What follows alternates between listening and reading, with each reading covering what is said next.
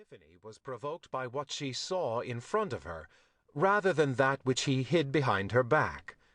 Stolen glances, lingering handshakes, and subtle shifts in the focus of his attention during the telling of an anecdote. No matter how strenuous his denials, the insight that prevailed was that his sexual interest in other women had not expired. As time passed, he remained convinced his wife was an excellent choice, and one he certainly did not regret, save for her lack of accommodation to his need for an independent personal life. So, he adopted the stratagem of reminding her constantly of her status. He puts her first in all things, and her place in his life and in his heart is unique and secure. It may come as no surprise that these proclamations did not end the matter. After 3 years of marriage, his wife gave birth to a stillborn daughter, the child arriving prematurely while he was on vacation in the Mediterranean. There were wild nights on the yacht, and he had sex with 4 women in total, one of whom sailed with his party for a time and became a short-term mistress. But he was reluctant to return home, as he was having such a fine time, and the mistress was a stunning blonde. But he made the sacrifice for the sake of their marriage. Yet, in her distress, his wife threatened divorce. She remained angry and upset for so long that he worried the effort of constant denial would wear him out.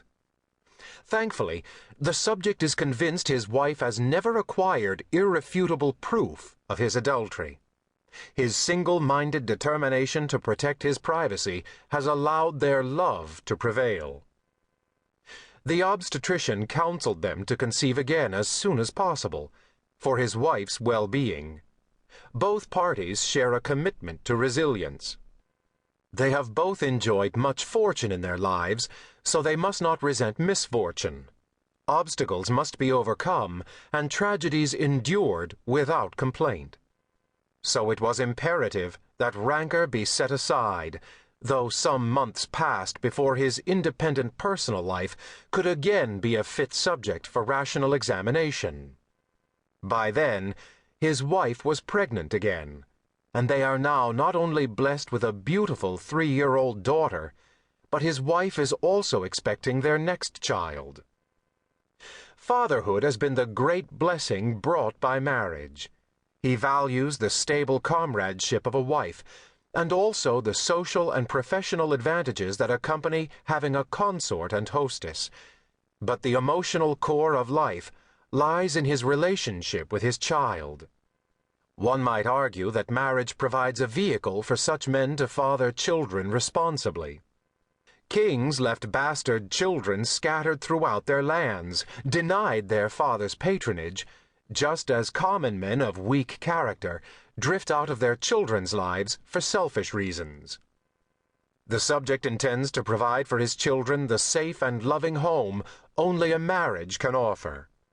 In this statement, he considers his own experience. His father traveled a good deal, as is only to be expected of a successful and important businessman and politician, and in his youth he discovered his father was far from a faithful husband. His mother appeared completely faithful. In fact, she was a devout observer of her marital vows. Yet his mother is not a demonstratively loving parent. When he was a child, and often quite sick, she regularly made trips for her own private reasons, and he would not see her for weeks. In reflecting briefly upon his upbringing, he concludes that his opinion of neither parent is colored by their fidelity. His wife's father was also a philanderer. He was a public embarrassment to the subject's mother-in-law, so they divorced. The subject's parents remain married. However, his mother denied his father sex once she'd borne his youngest brother. His father's mistresses served a substitute function. Though the subject never formed the impression it was a course of action he pursued with a great many scruples. In contrast, the subject's wife doesn't deny him sex. If that were enough to satisfy him, life would be simple. Virtually all males possess